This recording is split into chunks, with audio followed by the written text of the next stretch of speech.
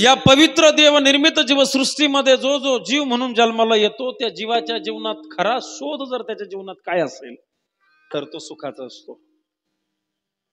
इथं आल्यानंतर मला दुःख व्हावं असं कुणालाही वाटत नाही. कुणाला वाटतं का मी जन्माला आलो ना आपलं दुःख सारं आयुष्य दुःखामध्ये जाऊ? कुणालाही वाटत नाही. आपल्या जीवनाचा हा जो प्रवास चालू आहे हा सुखाच्या शोधातच चालू आहे. मज लागी दुःख व्हावे कोणी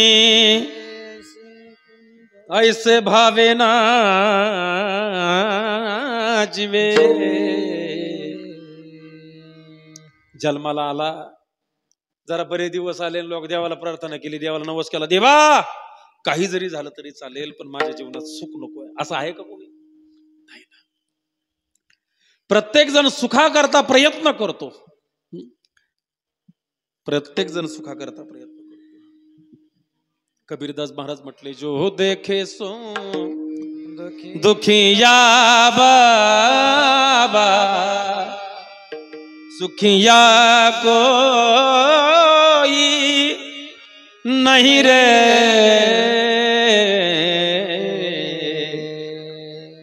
जो देखे सो दुखिया बाबा. प्रत्येक जण दुःखी आहे. सुखाच्या शोधात आमचा प्रवास चालू आहे. पण एक सांगू का सुख मिळत नाही उलट तुकोबारा एकदम स्पष्ट बोलतायत सर्व सुखाची आशा जन्म गेला सर्व सुखाची आशा जन्म गेला क्षण एक मुक्ती यत्न नाही केला एक मुक्ती यत्न नाही केला शिन पावला शिन पावला माया वेशीला जीव माझा माया वेशीला जीव माझा माया वेशीला जीव माझा माया वेशीला जीव माझा सर्व सुखाची आशा जन्म गेला सर्व सुखाची आशा जन्म गेला क्षण एक मुक्ती नाही केला हा टाळ करी नाही गेला हिंडता दिशा शिन पावला माया वेशीला जीव माझा माया वेशीला जीव माझा माया वेशीला जीव माझा माया वेशीला जीव माझा जीव सर्व सुखाची आशा जाम गेला क्षण एक मुक्ती यत्न नाही केला हिंडता दिशाशिन पावल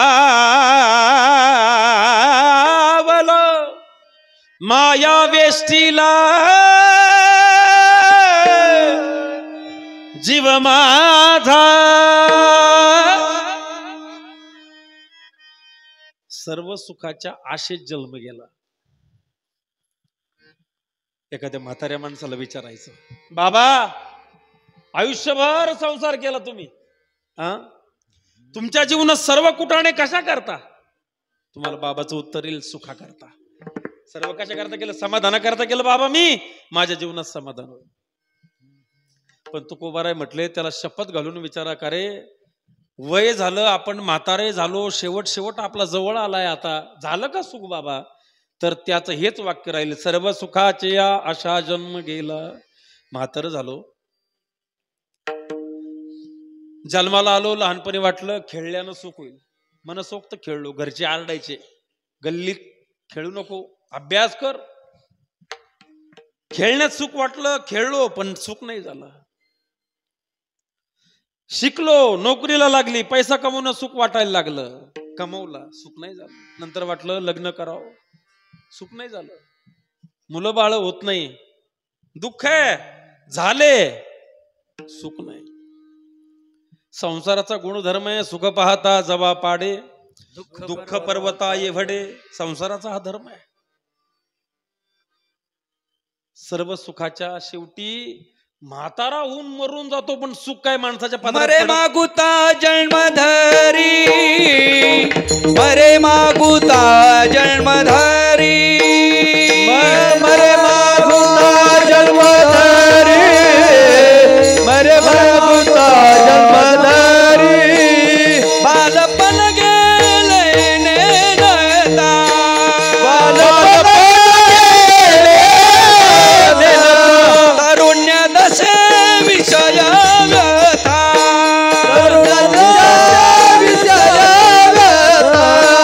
वृद्धपणे प्रवरतली चिंता, मरे मरे मागुता जन्मधरी, वृद्धपणे प्रवरतली चिंता, मरे मागुता जन्मधरी.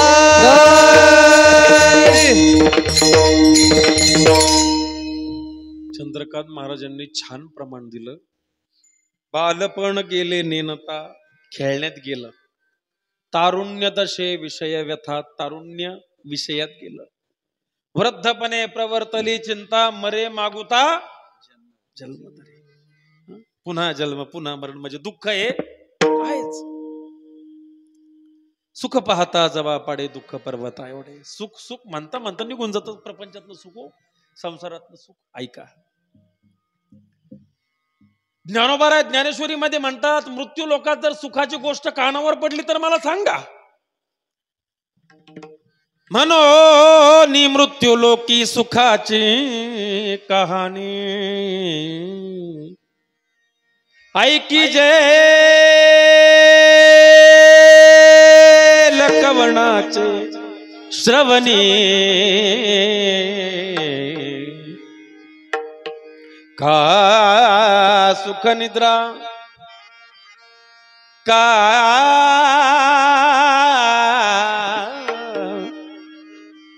वा चंद्रकांत महाराज. टाळ्या वाजवायचा आमच्या चंद्रकांत महाराज. पीटी मास्तर जर कीर्तनकारा करता छान असला ना, अडचण येत नाही. कोणती ओवी होती आपली? म्हणो नि मृत्यू लोकी सुखाची कहाणी, ऐकी जे लकवणाचे श्रवणी, का सुख निद्रा थरुणी इंगळाच्या. मृत्यू लोकात जर कानावर पडलं, ज्ञानोबा म्हटले, जसं तापलेल्या निखाऱ्यावर झोपणं शक्य नाही, तसं या संसाराच्या आश्रयानं सुख शक्य नाही. सुख नाही कोठे संसार दुःख मूळ, दुःख बांधवडी, दुःख बांधवडी हाय हा संसार, दुःख बांधवडी हाय हा संसार, दुःख बांधवडी हाय हा संसार, बांधवडी हाय हा संसार, दुःख बांधवडी हाय हा संसार, दुःख बांधवडी हाय हा संसार, दुःख बांधवडी हाय हा संसार, दुःख बांधवडी हाय हा संसार. सुखात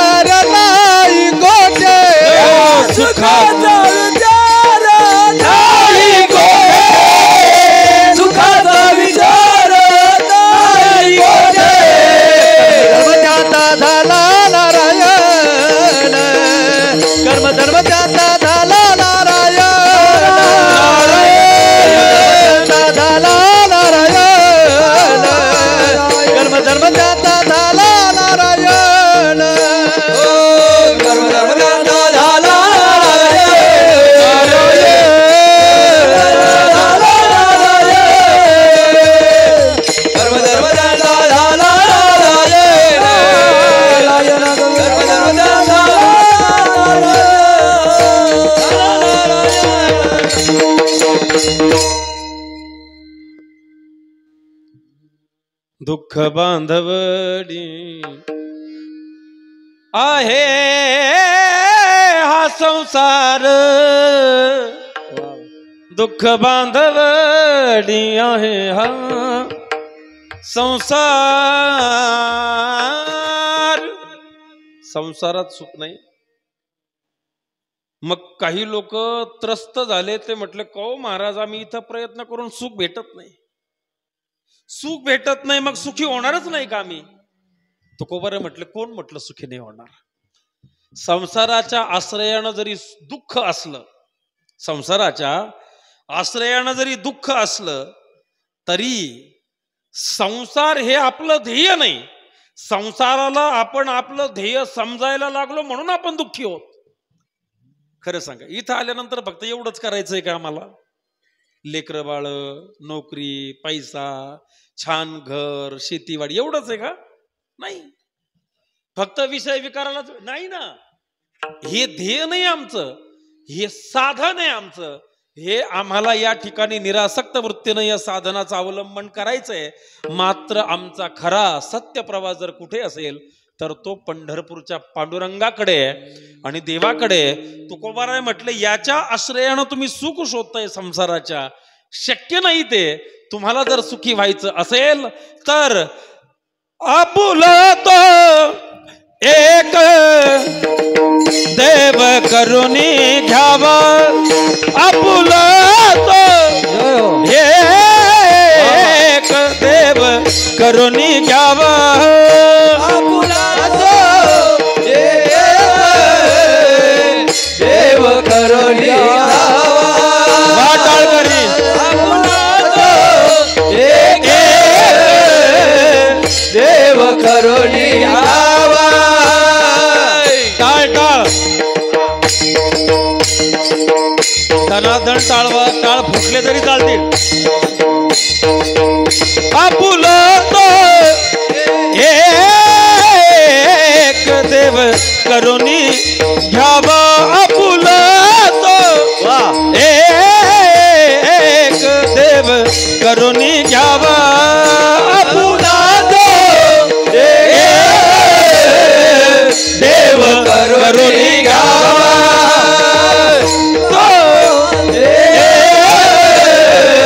देव करुणी घ्यावा.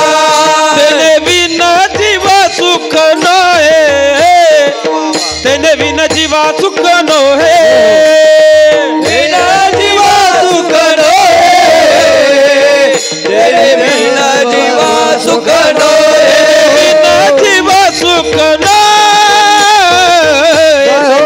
बिना जीवा सुख नये, तेने बिना जीवा सुख नये, तेरे बिना जीवा सुख नये. राधे हे माईके सुखाचे जनते, ये रते माईके सुखाचे जनते,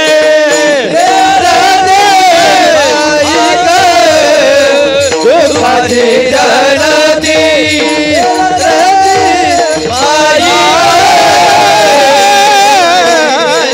सुखाचे आपुला तो एक देव करून घ्यावा, आपुला तो एक देव करून घ्यावा, आपुला तो एक देव करून घ्यावा, आपुला तो एक देव करून घ्यावा, आपुला तो एक देव करून घ्यावा, आपुला तो एक देव करून घ्यावा, आपुला तो एक देव करून घ्यावा, आपुला तो एक देव करून घ्यावा. तेरे बिना जीवा सुख नये, सुख नये, तेरे बिना जीवा सुख नये, सुख नये. माईक दुःखाची जनती, माईक दुःखाची जनती, माईक दुःखाची जनती, जनती माईक दुःखाची जनती, ये माईक दुःखाची जनते, माईक दुःखाची जनती, माईक दुःखाची जनती, माईक दुःखाची जनती, जनती जनती. मोकळ्या मनाने वाजवा ना जरा. फक्त सरणाजवळ उभं राहून कोणी म्हणू नये, नाही नाही लय भारी म्हणत होती ती. गेल्यावर कौतुक ऐकायला कलाकार जिवंत राहत नाही. जोपर्यंत जिवंत होत तोपर्यंत कलाकाराचं गुणवर्णन करा. तो एक त्याच्याशिवाय सुख नाही. सुखरूपाई सा तुझा कोण सांगा, सुखरूपाई सा तुझा कोण सांगा, माझ्या पांडुरंगा सारी खातो, माझ्या पांडुरंगा, माझ्या पांडुरंगा सारी खातो, सुखरूपाईचा तुझा कोण सांगा, सुखरूपाईचा तुझा कोण सांगा. कोण आहे सर्व सुखाचे अगर? एका संताने नाही सांगितलं, जनी म्हणे शारंगधर, म्हणे नर हरी सोनार, बाप रखुमा देवी वर. अनेक संतांनी सांगितलं देव सुखरूप आहे. मग काऊ महाराज जर देव सुखरूप आहे, लोक म्हटले महाराज बरोबर आहे, देव सुखरूप आहे, देवाकडे गेलं तर सुख आहे. मग काऊ महाराज तुमच्या देवाकडे जाण्यासाठी आम्ही काय करावं, कशानं तुमचा देव प्रसन्न होईल? ते म्हटले माझ्या देवाला काही लागत नाही. माझ्या देवाच्या प्रती जर तुमच्या अंतःकरणात एक भाव असेल, चित्तामध्ये जर एक भाव असेल, तर तुम्हाला अन्य साधनाची गरज नाही. अभंगाच्या पहिल्याच्या एक भावाचे एक भावाचे एक भावाचे एक भावाचे एक भावाचे एक भावाचे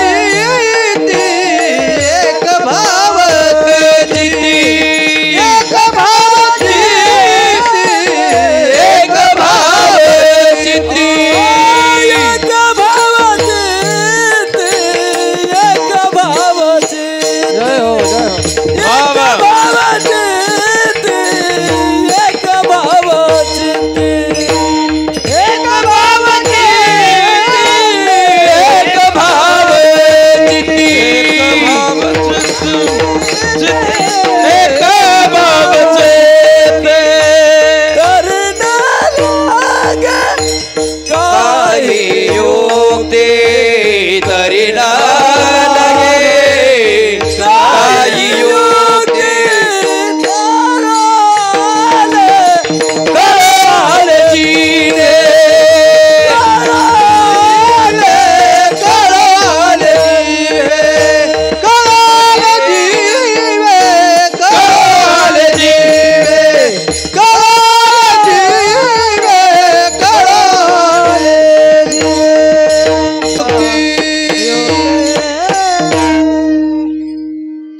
म्हटलंय तुम्हाला सुख मिळवायचं तर देव मिळवावा लागेल, आणि देव मिळवायचं असेल तर त्याच्यासाठी तुम्हाला काय करावं लागेल?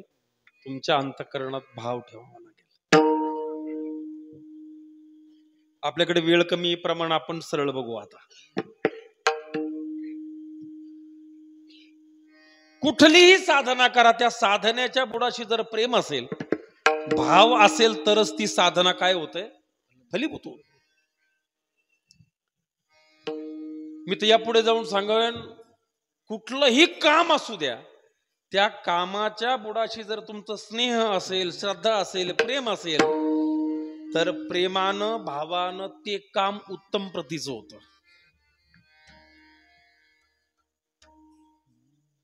प्रेम असेल तर रडणं वेगळं आणि नाटकी रडणं वेगळं. पैसे देऊन रडायला लावणं, प्रेम व्यक्त करायला लावणं, पण त्या रडण्याच्या बुराशी भाव नसल्या कारणानं ते योग्य वाटत नाही, ते छान वाटत नाही. मोले घातली रडाया नाही आसू आणि माया. प्रेम असेल तर रडणं वेगळं आणि पैसे देऊन रडायला लावणं वेगळं. आपल्याकडे नाही लावावं लागत रडायला, उलट आपल्याकडे माणसं आवरावं लागत. आता गेले ते तुम्ही लई त्रास करून घेऊ नका. काही काही इकडं तिकडं दुसऱ्या राज्यामध्ये रडायला सांगावं लागतं. आता कुणीच रडायला नाही, तुम्हाला यावं लागण. आपण कांद्याला टोळी पाहतो, बायाची तिकडे रडायला पाहते रुदन करण्याकरता. सांगणं काय माझं, प्रेम जर त्या मृदंग वाजवतो एखादा माणूस, उत्तम वाजवणारा कधी होतो, जेव्हा त्या कलेविषयी त्या व्यक्तीला प्रेम आहे, भाव आहे, श्रद्धा आहे, तेव्हा तो माणूस उत्तम मृदंगाचार्य होतो. एखादा उत्तम नोकरदार होतो केव्हा होतो, त्याला त्या शिक्षणाप्रती, त्याला जे मिळवायचंय त्या कामाप्रती उत्कट भावना जेव्हा असते, तेव्हा तो उत्तम नोकरीवाला होतो, उत्तम बिझनेस करणारा, उत्तम शेतकरी होतो. मग कुठलंही काम असू द्या, त्या कामाच्या बोडाशी भाव असावा लागतो, तेव्हा ते काम छान होतं. तसं मग जर संसारात भाव लागतं, प्रेम लागतं, संसार बिना प्रेमाचं होत नाही, ही माणसं एकत्रित राहत नाही, तर मग परमार्थाला सुद्धा भावाची नितांत गरज आहे, प्रेमाची नितांत गरज आहे. ऐका, परमार्थातही भाव लागतो. तुमच्याकरता एक वाक्य बोलतो.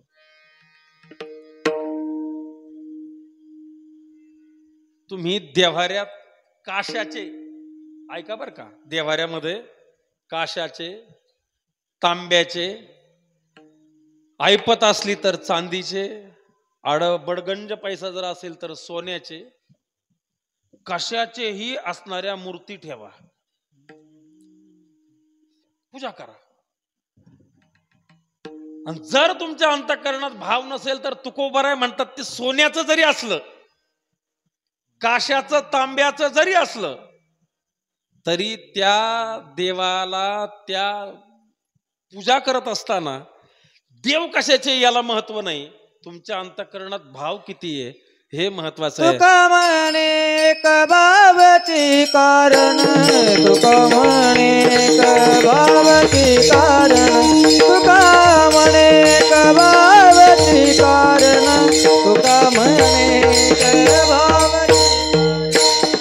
तुका म्हणे भावाची कारण, काही न लगे एक भावाची कारण, काही न लगे एक कारण, काही न लगे एक भावाची कारण, तुका म्हणे भावाची कारण, एक भावाची कारण, काही न लगे एक भावाची कारण, भावाची कारण, काही न लगे एक भावाची कारण, काही न लगे एक भावाची कारण, काही न लगे एक भावाची कारण, काही न लगे एक भावाची कारण.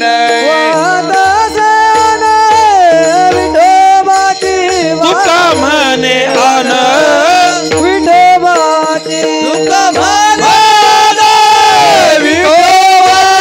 तुका म्हणे आन विठोबाची, करीत बरोबरी दुरावसे दुरे करिता बरोबरी, दुरावसी दुरी करीत बरोबरी, दुरावसी दुरी करीता बरोबरी, दुरावसी दुरी.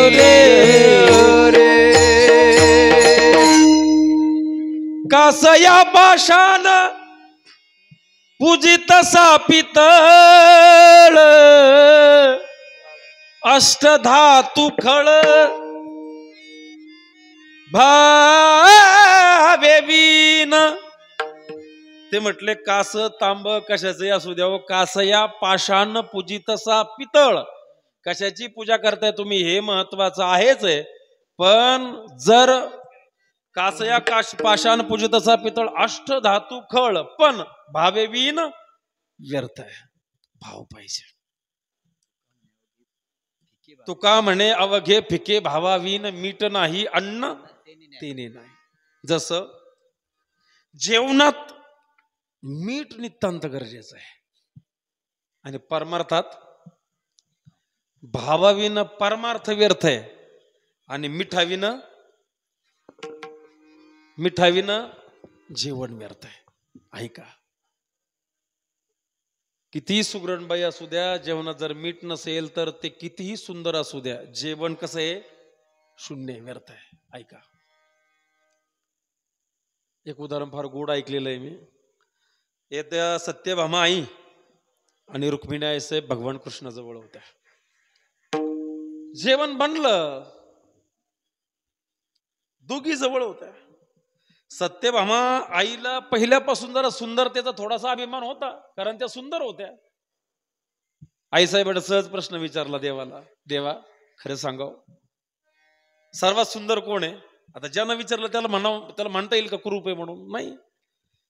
भगवान कृष्ण म्हटले, सत्यभामा तू सुंदर आहेस, छान आहेस, किती आवडते हो देवा मी तुम्हाला. काय असतं, आमच्या माता मौल्यांना प्रशंसा फार प्रिय असते. काय प्रशंसा प्रिय असते. त्यांनी जे काम केलंय, महाराज तुम्ही स्वयंपाक करू द्या, जोपर्यंत तुम्ही त्या स्वयंपाकाचा रिझल्ट सांगणार नाही तो कसा झाला, तोपर्यंत तुम्हाला तुमचे घरचे काय म्हणणार?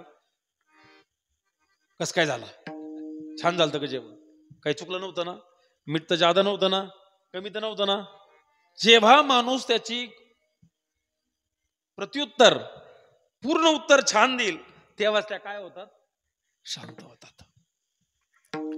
देवाला विचारलं, का हो देवा खरं सांगा रे, मी तुम्हाला किती आवडते? असणारा देव गेले टपकन बोलून. देव म्हटले, खरं सांगू का सत्यभामा, तुम्हाला एवढी आवडते, एवढी ती आवडतेस, साखरेसारखी आवडतेस तुम्हाला. कशी? साखरेसारखी. तेवढ्यात रुक्मिणी साहेब त्याच टायमिंगला होत्या.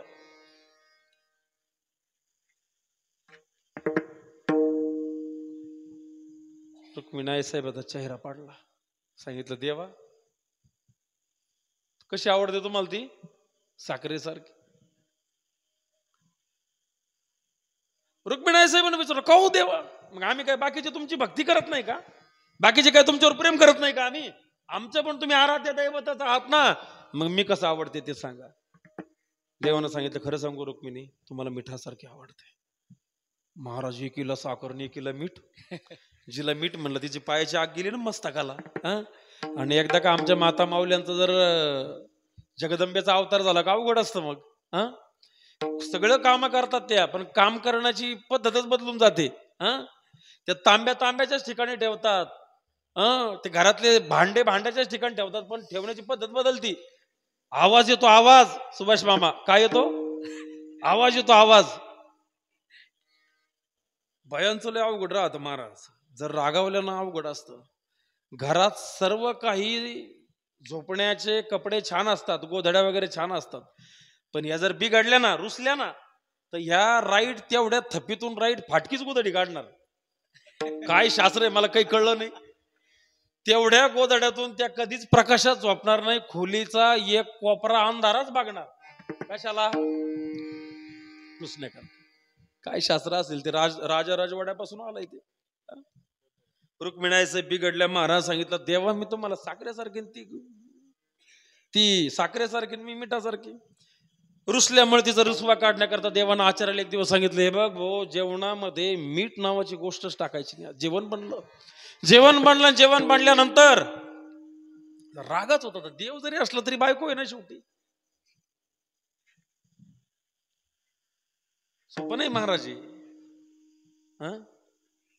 सुखी का निपनात महाराज तुम्ही अजून? आम्हाला घरी हिशोब द्यावा लागतो. ऐका ना, म्हणजे कुठं कुठं गेलो होतो, कोणत्या गावाला गेलतो, किती वाजता येणार, मी हा विषय चाललाय आमचा. सुखी आहे ते महाराज. माणूस आपल्या आयुष्यात किती हुशार असो, पण बायकोच्या जीवनात सगळ्यात भोळा माणूस कोण हो?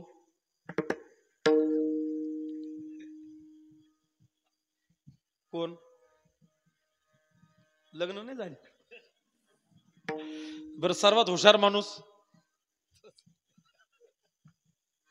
बाप. तिचा बाप म्हणजे सगळ्यात हुशार माणूस.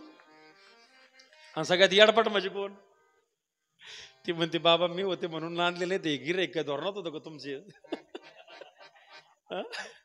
ऐका, माणूस किती हुशार असतो. आमचे गुरुबंधू एक गोड उदाहरण सांगायचे कीर्तनामध्ये. ते म्हटले एक माणूस वैमानिक होता. वैमानिक काय होता? वैमानिक होता. सुंदर विमान उडवायचा तो. वर काय, खाली काय, तिरप काय, उलट काय, पालट काय. एक दिवस काय झालं,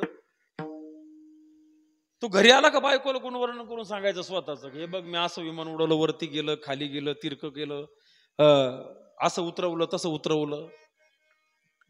बायकोला कंटाळा, बायकोने सांगितलं बंद करा गाडा तुमचं विमान पुराण. एक दिवस सहज बाहेर गेली भाजी मार्केटमध्ये, तिनं बघितलं विमानतळाच्या जवळ होतं, तिनं बघितलं वरती एक विमान वरती जाय, खाली ये, उलट हो, पालट हो, तिरक हो, तिरक सुद्धा उडायचं ते. तिनं पाहिलं. घरी आल्या आल्या पती सुट्टी झाली, घरी आले, सांगितलं का तुम्ही स्वतःचं लय गुण वर्णन करता, आज एक विमान पाहिलं मी उडताना, काय सुंदर विमान उडवतोय माणूस. त्या नवऱ्यानं सांगितलं खरं सांगू का तुला, शपथ घेऊन सांगतो तो वैमानिक मीच होतो, तुला आता तरी विश्वास पटेल मी किती छान विमान उडवतो, वर काय खाली काय तिरक काय. तिने सांगितलं असं तुम्ही विमान उडत होते ते, सांगितलं शपथ घेऊन सांगतो मीच होतो तो विमान उडवणारा. त्याची बायको म्हटली मी तरी म्हटलं ते तिरक तिरक कमून उडत होत.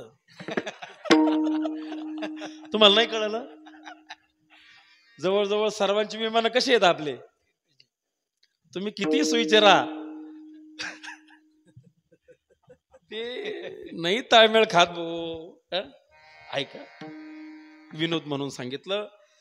रुक्मिणी आई साहेबाचा राग घालवण्याकरता, रुसवा काढण्याकरता माझ्या देवानं केलं काय, जेवणात मीठ नाही घातलं. जेवायला आले, सर्वजण बसले, देवाला वाढायला चालू केलं.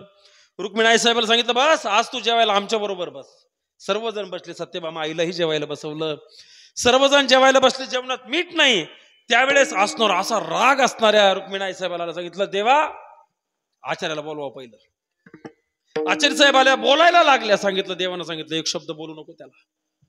का बोलायचं नाही देवा? अहो मीच सांगितलं त्यांना की मीठ टाकायचं नाही. त्यानं सांगितलं अहो पण मीठ टाकून चालणार नाही. मग ते आचार्य सांगितलं आचार्य जा बरं पहिलं साखर घेऊन ये. काय घेऊन ये? अहो देवा इथं साखरेनं मॅटर हँडल होणार नाही. हा प्रॉब्लेम फक्त मिठानच सॉल्व्ह होणार आहे. मिठाशिवाय जेवणाला किंमत नाही. तिने सांगितलं अगं म्हणूनच तर तुला मी मिठाची उपमा दिली की माझ्या जीवनात तुझ्याशिवाय किंमत. म्हणून तर आमचा पांडुरंग एकटा पंढरपूरला नाही आला. जरी आईसाहेब रुसलेल्या होत्या थोड्या अंतावर का होईना, पण रुक्मिणी आईसाहेब बरोबर आहे. म्हणजे मिठाशिवाय जेवणाची किंमत नाही आणि प्रेमाशिवाय परमार्थाची, भावाविन परमार्थाची किंमत नाही. म्हणून भावेन देवम कलया नरेंद्रम धनेन कांता कपटेन शत्रुम सत्येन मित्रम कृपयाच पुत्रम ज्ञानेन मोक्षम मोक्षमानयंती. मोक्ष मिळवायचा असेल, वश करायचा असेल तर ज्ञान लागतं. पुत्र प्रसन्न ठेवायचा असेल तर प्रेम लागतं, म्हणजे खरं बोलावं लागतं. असणार मित्र प्रसन्न ठेवायचं, खरं बोलावं लागतं. कृपा करावी लागते मुलगा प्रसन्न ठेवायचा असेल तर. पत्नी प्रसन्न ठेवायची असेल तर पैसा कमवावा लागतो. शत्रू प्रसन्न ठेवायचा असेल तर कपट ठेवावं लागतं, बळच म्हणावं लागतं. बरी का तब्येत तुमची? मनातली मनात मस्त वाटतं हे गेले तरी चालन, काही अडचण नाही यांच्या वाचून. यांच्यामुळं सगळे गावात राडे चालू आहे. पण आता बरी आहे का तब्येत तुमची? काळजी घ्या बरं का. हा पुढे गेला का म्हणतो हे डांगार मेलं ना तर लय सुखाचं आहे गाव. बाबा आजच ताण जाईन आमचं लगेच. कपट येणं शत्रू, कपटानं शत्रू प्रसन्न होतो. कलेनं राजा प्रसन्न होतो, कलेनं राजा प्रसन्न होतो आणि भावानं देव प्रसन्न होतो. म्हणून भावेन देवम, भावाची कारण मोक्षाचे साधन बोलिले. काही नलगे एक भावाचे कारण, थोर प्रेमाचा भुकेला हाची दुष्काळ तयाला. मनी नाही भाव मने देवा मला पाव, देवा शान पावायचा नाही र नाही र नाही र. देव काय बाजारचा भाजीपाला नाही र. मनात जर भाव नसेल तर परमार्थ व्यर्थ. प्रेमाविन भजन, नाकाविन मोती आणि अर्थाविन पोथी वाचून काय. म्हणून शिर्डीच्या साईबाबाचं वाक्य श्रद्धा आणि प्रेम असू द्या. अंतःकरणात देवाविषयी प्रेम ठेवा. अजूनही अनेक प्रमाणे भावाची कारण प्रेम सुख दे, प्रेम सुख दे, प्रेम सुख दे, प्रेम सुख दे, प्रेम सुख दे, प्रेम सुख दे,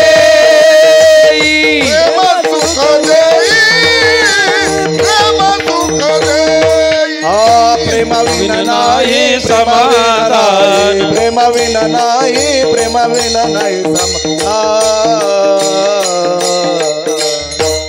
प्रेम सुख दे प्रेम सुख दे प्रेम सुख दे प्रेम सुख दे प्रेम सुख दे प्रेम सुख दे प्रेम सुख दे प्रेम सुख दे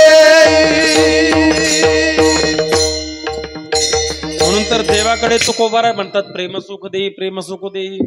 देव प्रेमळ आहे महाराज. देव दयाळ दयाळ करी तुका याचा सांभाळ. म्हणून प्रेम गरजेचं आहे, भाव गरजेचं आहे. अनेक उदाहरणं देता येतील तुम्हाला सांगू का? कासाय पाषाण पूजितसा पितळ अष्ट धातू खळ भावे विण. भाव नसेल तर कोणताही देव पूजला तर त्याचं फळ भेटणार नाही. म्हणून अंतःकरणात भाव असू द्या, मग केलेली तीर्थयात्रा फळ देते, ऐकलेलं कीर्तन फळ देतं, केलेलं भजन फळ देतं. भाव नसेल आणि विषय विकार व्यसन ठेवून जर तुम्ही परमार्थ करत असाल, भजन करत असाल, तर भजन ते उंगळवाने नरका जाणे चुकेना. म्हणून कुठल्याही साधनेच्या बुडाशी अंतःकरणात भाव पाहिजे. कसा देवपूजा काही उपयोग नाही त्याचा. ऐका, गुरुवर्य इंगळे महाराज एक छोटं उदाहरण सांगायचे कीर्तनात काय. ते म्हटले एक माणसाला देवपूजेचा भयंकर कंटाळा होता. कशाचा? देवपूजेचा. इंगळेबांचे कीर्तन आम्ही भरपूर अटेंड केले बरं का. मी लई कीर्तन वाजवले, भरपूर वाजवले कीर्तन. इंगळे महाराजांबरोबर मुक्कामाला राहिलो बऱ्याच ठिकाणी मी. ते उदाहरण सांगायचे कीर्तनात. बाप 15 दिवस पंढरपूरला गेला म्हणून मुलाला सांगून गेला की बाळा ऐक, दादा आता इथून पुढे तू पूजा करायची, मला 15 दिवस मी बाहेर चाललोय. गेला. पोरानं 1 दिवस केली, 2 दिवस केली, 3 दिवस केली, 4थ्या दिवशी जीवावरच आलं त्याच्या. ते म्हटलं काय देव धुवायचा कंटाळा आहे बाबा, अवघडे देव धुवायचं काम. 80% आज सुद्धा बयाच देव धुत्यात. पाचेगाव मध्ये कसं आहे इकडं जर फरक असला तर आनंद आहे आम्हाला. महाराज त्या गड्यानं 4-5 दिवस केलं हो, कंटाळा यायला लागला. त्याने 1 दिवस कदारल्या बेनं काय केलं, आईनं बळजबरी उठवला, ओठ पूजा कर. महाराज उठला, हा कदारलेला होता. याने काय केलं, सर्व देव घेतले बादलीत घातले. कशात? बकेटमध्ये, बादलीमध्ये भरले. दावं बांधलं आणि घरापुढंच विहीर होती. गेले तसे त्याने म्हटले एका आंघोळ घालायची मग बसायचं हे करीत. त्यानं डायरेक्ट सर्व एकत्रित घेऊन कुठं सोडले, खालीवर केले. आता ते खालीवर केल्यावर वर बादली आली, पण फक्त रंगनाथ जे जरा वजनदार होते का तेवढेच बादलीत राहिले, बाकीचे सगळे गेले वर. तरंगून ते विहिरीमध्ये गेले. वर आला, गंध नाही लावला, काय नाही लावला. आई आली, म्हटले का रे दादा काय झालं, पूजा करू केली नाही तू? सांगितलं आई हे बघ आता माझा मूड ऑफ आहे. काय झालं? ते म्हटले अगं आता पूजा करायची होती, मी पूजा केली असती, मग गंध का नाही लावला? तिने सांगितलं खरं सांगू का तुला, मी देव धुण्यासाठी बादलीत घेतले आणि खाली विहिरी सोडले, पण ते पत्र्याचे गेले ना, ते गेल्यामुळं बाकीच्यांना सुतक आहे म्हणे. बाकीच्याला काय पडलं, त्याच्यामुळे त्यांना गंध लावायचं नाही, मला पण गंध लावायचा नाही. आईला असा राग आला. सांगितलं नालायका मूर्खा, आपण खानदानी वारकरी घरी आपलं पूजा करत नाही, अक्कल भलती बोलली. रागच आला महाराज त्याला. राग आला तसा कणा निघाला. कुठं आता लग्न झालेला माणूस रुसून सगळ्यात आधी कुठं जातो? शशिकांत महाराज बरं आहे का? डॉक्टर कुठं जातो? मामाच्या गावाला. महाराज सासरवाडी जवळच होती, अशी निंबारी पाचेगाव, गोनेगाव, पाचेगाव असं जवळ होती सासरवाडी. कणा निघाला पायी गेला. सकाळी 7ला भांडण झालेलं, हा गाडी 7:30 पर्यंत तिथपर्यंत गेलं. सासूबाईनं लांबूनच पाहिलं, परब्रह्म. मृत्यू लोक स्वर्ग राहत जावया करता सासरवाडी माझी. पाहिलं लांबून. ती म्हटली बाई बाई बाई बाई बाई जावई आलेत. आलं. गडी जाऊन बसत नाही तर पाणी दिलं, चहा वगैरे करणार सांगितलं. बरं झालं पाहुणे तुम्ही आले, तुमचे पप्पा आले आणि आमच्या यांना घेऊन गेले दिंडीला. 5 दिवस झाले तशी घरच्या देवारात पूजा नाही केली कुणी. आता आलेच तर पहिले आमची तेवढी पूजा करून द्या. या गाड्याचं टाळकं आलं. सांगितलं मामी हेच कांड करून घरून आलेलो आहे मी, हेच मॅटर घरी झालंय आणि तुम्ही मला इथं पूजा करायला लावता. पण तो जरा थोडा हुशार होता, त्याला वाटलं जरा सामग्री ज्यादा सांगितली की मामी विषय सोडून देते. तो म्हटला चंदन लागत, लालच लागत, ते नाही का झुकेगा नाही साला, ते लालच होतं ना चंदन. लालच चंदन लागतं त्याला,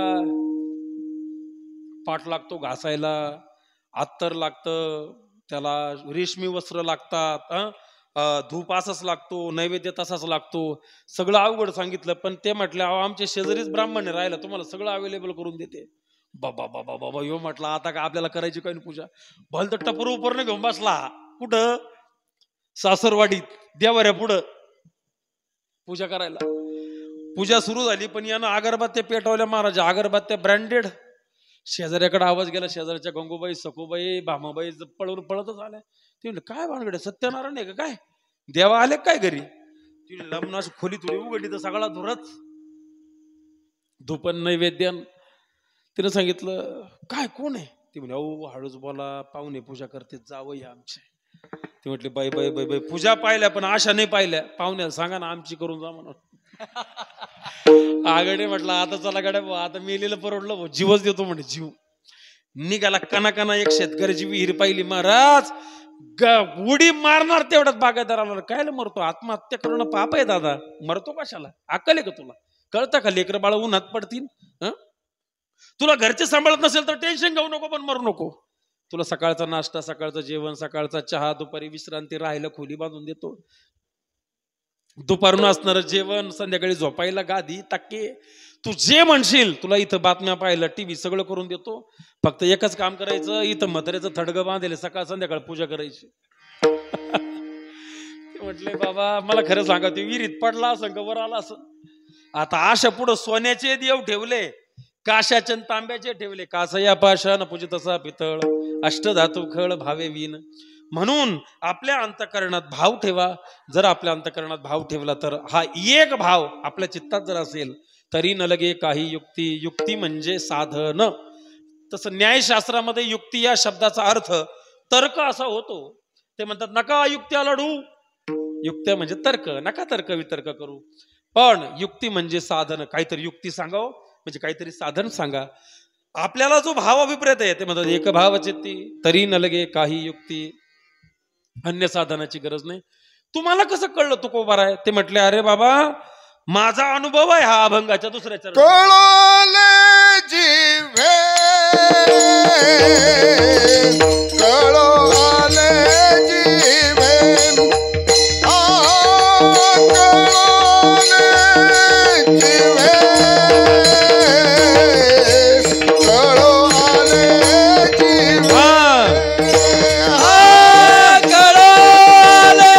जीवे कळोले जीवे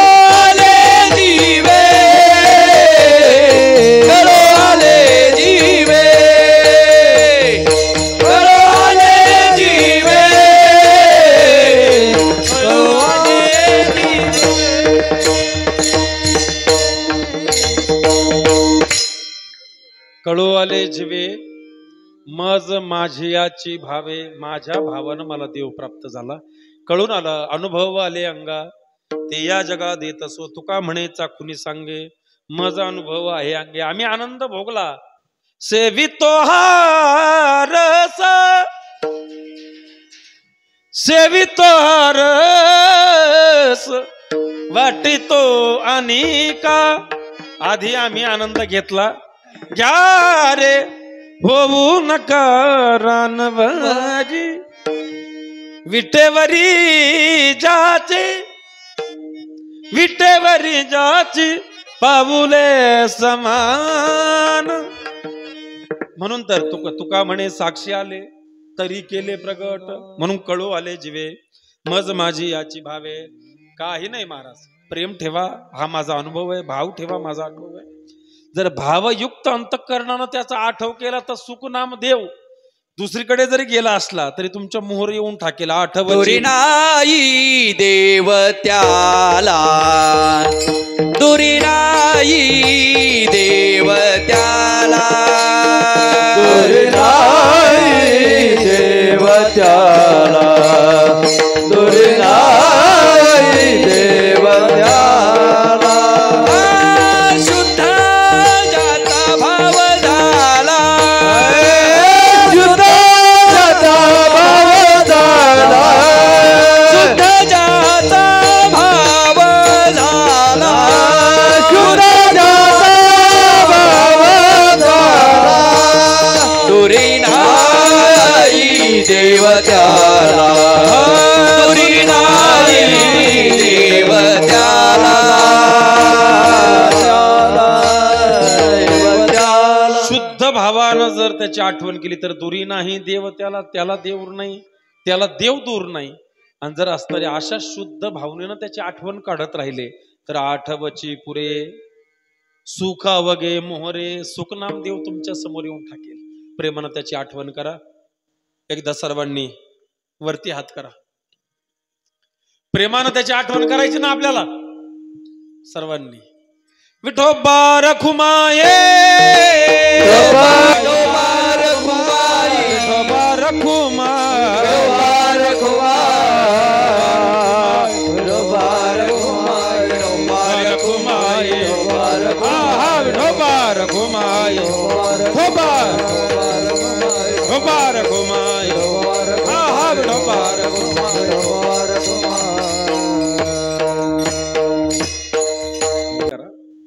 आठवण दोन पद्धतीने काढल्या जाते.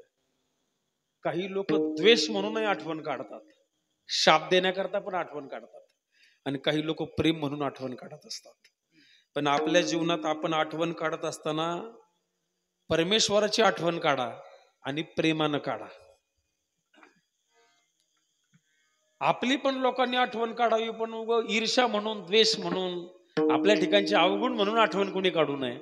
तर आपल्या सद्गुणांनी लोकांनी आपली असणारी आठवण केली पाहिजे. ऐका, परमेश्वराची आठवण करा. महाराज, भगवान परमात्म्याचा आठव गोपिकांनी केला. एकच सांगतो तुम्हाला, देव प्राप्त झाला, वर्णन ऐकलं, देवप्राप्तीची इच्छा होणं पूर्वराग म्हणतात. प्राप्त झालाय देव, त्याचं सानिध्य लाभलंय, याला मिलन राग म्हणतात, मिलन रागाची अवस्था म्हणतात. आणि मिळालेला देव अंतरला, याला विरह रागाची अवस्था म्हणतात. प्रेमात त्या तीन अवस्था आहेत, पूर्वराग, मिलन राग आणि विरह राग. एक एक रागाचं मला चिंतन करायचं नाही, वेळ संपली. एकच सांगतो, विरह राग. भगवान परमात्मा प्राप्त झालाय पण अंतरला, तर गोपिकांनी जी आठवण काढली त्या पद्धतीने आपल्या अंतःकरणापासून आपणही परमेश्वराची आठवण केली पाहिजे. मग त्याच्यामध्ये असणार भूतविरह, भावी विरह, भविष्य विरह, ते हे चिंतन आहे, पण वेळ नाही आपल्याकडे. एक गवळणीला भगवान कृष्णानं खांद्यावर घेतलं आणि गेला देव. आणि अचानक असणारा तिला अहंकार झाला की सर्व गोपिकेमध्ये सर्वात जास्त प्रेम जर असेल तर या गोपिकेवर, माझ्यावर. देवाला अहंकार आवडत नाही. महाराज, तिळ मात्र जरी होय अभिमान मीरू तो समान भार देवा. ती गोपिका डोळ्यात पाणी यायला लागलं, तिला पश्चाताप व्हायला लागला. ती माझ्यापासून अंतरला. या जगातली सर्व माणसं आपल्यापासून दुरावले तरी चालतील. पुन्हा एकदा ऐका, माणसं दुरावू देऊ नका, तोडू नका. जोडण्याची संस्कृती आहे आमची. पण कदाचित आमच्यापासून कोणाला जर काही स्वार्थ होत नसेल तर तुटतील माणसं. माणसं तुटली तरी चालतील, संसार तुटला तरी चालेल, पण फक्त परमेश्वराला आपल्यापासून दूर जाऊ देऊ नका. एक परमेश्वर जर आपल्याशी जोडून ठेवला तर पूर्ण जग, पूर्ण विश्व तुमची प्रेमानं वाट पाहत. लक्षात ठेवा. गोपिका रडायला लागले. कान्हैया रे, कान्हैया रे, कान्हैया रे, जग जेठी देई भेटी एक वेळा, देई भेट एक वेळा. कन्हैया रे, कन्हैया रे, कन्हैया रे, जग जेठी. ती गोपिका रडायला लागली. सांगितलं, हे देवा कुठे गेलास रे? काय मोकलिले बनी सावजानी वेढीले. अरे या काम क्रोधाच्या वनामध्ये काय एकटीला सोडलंस रे? रडायला लागले ते. ऐका एक वाक्य शेवटचं. संसारात जर रडणं वाटायला येत असेल तर दूषण आहे. मी कायम सांगतो, माझं आवडीचं वाक्य आहे. संसारात रडणं वाटायला येत असेल तर दूषण आहे. पण जर एखाद्याच्या वाट्याला परमार्थातलं रडणं जर वाटायला येत असेल तर त्याचे इतकं भूषण जगामध्ये दुसरं काही नाही. कंठी प्रेम दाटे नयनी नीरलोट, चुपके चुपके रात दिन. हे काही भजन नाहीये, गझल आहे ती. पण परमेश्वर आपला जर म्हटलं तर परमेश्वराला स्मरून म्हणायला काही अडचण नाही. ना नर नर ना ना ना ना ना नर ना. आपल्याला इकडच्या दुःखात रडणं होतं.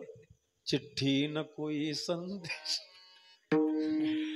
न जाने वो कौन सा देश, कहा तुम चले गए. आपण हे परमेश्वराला म्हटलं तर चांगलं आहे ना.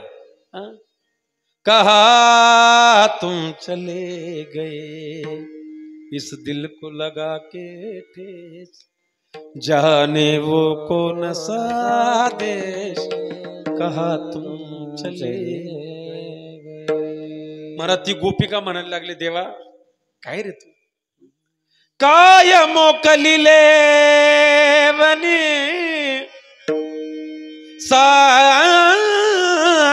सावजानी वेढीले. देवा इथपर्यंत बरोबर होतो आपण. येथवरी होता संग, अंगे अंग लपविले. तुका मने पाहिले मागे, तुका तुका मने पाहिले मागे. एवढ्या वेगे अंतरला, एवढ्या वेगे अंतरला, तुका म्हणे पाहिले मागे. एवढ्या वेगे अंतरला. कान्हैया रे, कान्हैया, कान्हैया रे, कान्हैया रे, जग जेठी. उंच म्हणायची आवड लई मला, पण मा नरड बसेल. महाराज लय गोड गवळण नाही, माझ्या जीवनात सर्वात आवडीची गवळण आहे. अजून एक गवळण आवडते मला. या नंदाचे अंगणी मिळाल्या गवळणी. चंद्रकांत भाऊ मी गवळण म्हटलं का मला जाणीवपूर्वक वाटत नव्हते, आठवण होते हरिभक्तीपरायण साहेब रोजी महाराज कांगुडे बाबांची आठवण होते मला. मी भरपूर कीर्तन ऐकले आणि माझ्या कीर्तनाचा एक आदर्श एक कीर्तनकार म्हणून मी ज्यांच्याकडे पाहिलं आणि त्यांच्याकडे बघून कीर्तन करण्यात असं कीर्तन करावं अशी जेव्हा माझी इच्छा झाली ते हरिभक्तीपरायण साहेब रोजी महाराज कांगुणे महाराज. त्यांची एक गवळण आणखीन एक असायची. हरि बिन रहिया न जाये जीरा, कब की ठाड़ी देखे रहा, हरि बिन रहिया न जाये जीरा. महाराज विरह गवळण नाही. या नंदाचे अंगणी मिळाल्या गवळणी. पूर्ण मोठी गवळणी एवढं म्हणायचं टाइम नाही. महाराज देव अंतरला तर विरह झाला. मला असं वाटतं त्यांनी जी आठवण काढली गोपिकांनी, देव चाललाय म्हणून जे दुःख व्यक्त केलंय. ते म्हणतात ना रथी चढले वनमाळी अकांत गोकुळी, भूमी पडल्या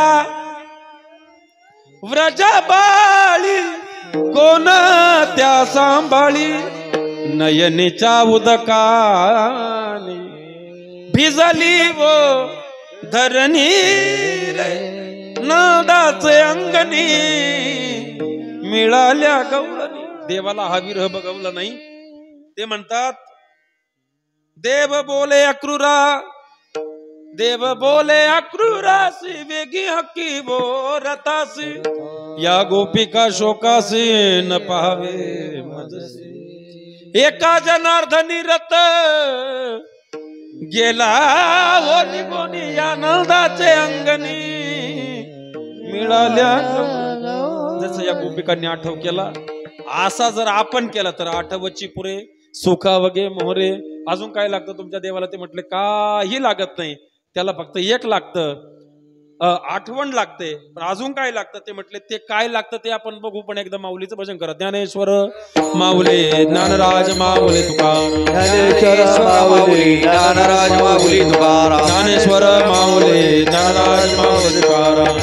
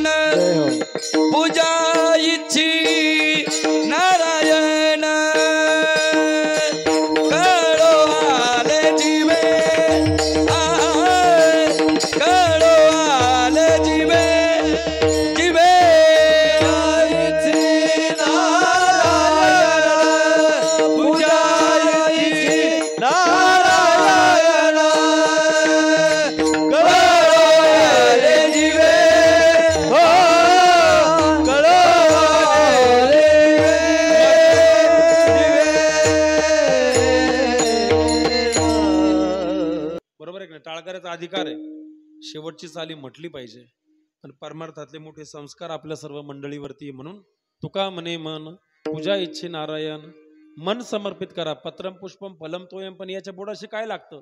मन लागतं. मन मना भौमत भक्तो मध्याजे, तू मन हे मीची करी. ज्ञानोबाराय म्हटले माझी या भजनी प्रेम धरी, सर्वत्र नमस्कारी मज एकाते. म्हणून मन लावून परमार्थ करा. नक्कीच कळो आले जीवे मज माझी याची भावे. या सर्व गोष्टींना परमेश्वर प्राप्त होतो. भाव ठेवा, आठव करा, मन त्याला समर्पित करा. जर केलं तर नक्कीच देव तुम्हाला दर्शन दिल्याशिवाय राहणार नाही. या अभंगाचा भाव आपण थोडक्यात पाहण्याचा प्रयत्न केला.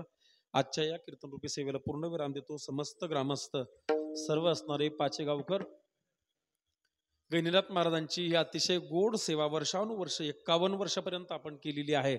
सर्वांना खूप खूप धन्यवाद. सर्वांविषयी आदर, आभार, प्रेम असणारे व्यक्त करतो. आम्ही आमच्या वैयक्तिक कीर्तन या क्षेत्रामध्ये, परमार्थिक या क्षेत्रामध्ये मी जेव्हापासून आलो त्यामध्ये 7-8 वर्ष तरी माझे पाचेगावमध्ये सप्ताहाच्या निमित्तानं गेलेले आहे. तसं वर्ष गेलेलं आहे. कुठला धार्मिक कार्यक्रम असेल तर त्या कार्यक्रमाला मी असायचो. अनेक श्राद्धाची कीर्तनं, दशक्रिय विधीचे प्रवचन, दिंड्या असतील, वारी, वास्तुशांती, अनेक कार्यक्रमाला असणार मी असायचो. आता जरा वेळेचा अभाव असतो म्हणून येणं होत नाही. पण आपल्या मंडळीचं अजूनही प्रेम तेवढंच आहे. जो व्यक्ती जिथं भेटतो तो तिथं आजही प्रेमानं बोलतो. मला असं वाटतं याच्यापेक्षा वेगळं काय असायला पाहिजे.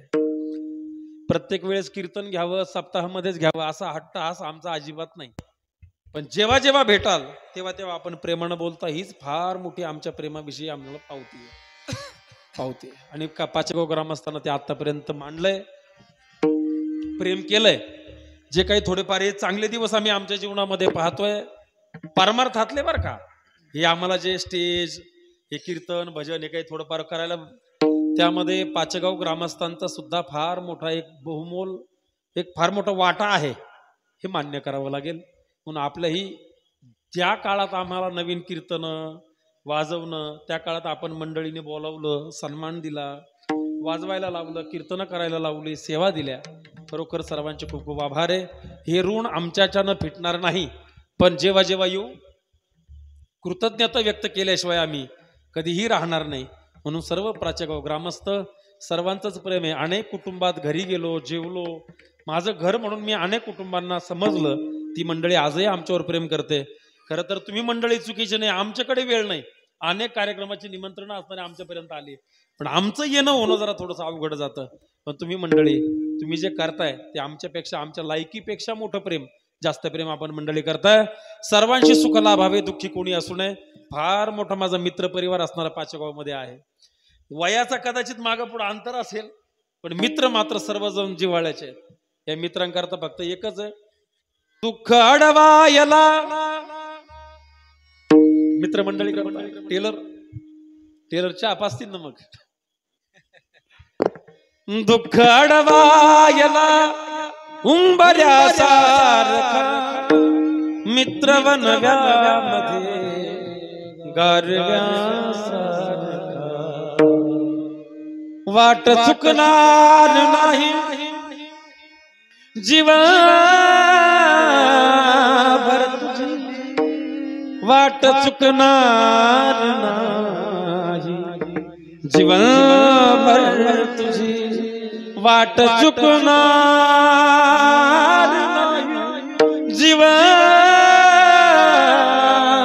तुझी, वाट चुकणार नाही जीवनभर तुझी. मित्र तू एक कर, मित्र तू एक कर, आरशा सारखा मित्र वनव्यामध्ये गारव्या सारखा. माझ्या सर्व मित्र परिवाराला खूप खूप धन्यवाद. दत्तू पाटील असतील, अनेक तरुण मंडळी पासायद आणि युवक मंच असेल, ही सर्व माझी गावातील टाळकरी मंडळी, सर्व गुरुबंधू महाराज मंडळी, सर्वांविषयी आदर, सर्वांविषयी प्रेम आहे. आणि ज्यांनी गोड सावंडी व्यवस्था लावली, माझे सर्वात जुने मित्र आमच्या जगदीश मामा करता, एकदा टाळ्या वाजवा. आम्ही गेलो पण तो कधी काय टिकून आहे अजून. फार मोठी सेवा आहे महाराज, सोपं नाही. एका गावात 20-20 वर्ष, 15-15 वर्ष सिस्टीम लावणं. ज्या काळात मोकळा स्पेस होता तेव्हा सिस्टीम छानच ना, ते याच्यात लावायला अडचण येते, तरी पण छान सिस्टीम आमचे जगदीश मोदळे लावतात. खूप खूप धन्यवाद त्यांचे. सर्वांविषयी आदर, सर्वांविषयी प्रेम. माझ्या माता, माऊल्या, पुरुष बांधव सर्वांशी सुख लाभावे, दुःखी कोणी असू नये ही सद्भावना व्यक्त करतो. आजच्या कीर्तन रूपी सेवेला या ठिकाणी पूर्ण विराम देतो. विठाल जय जय.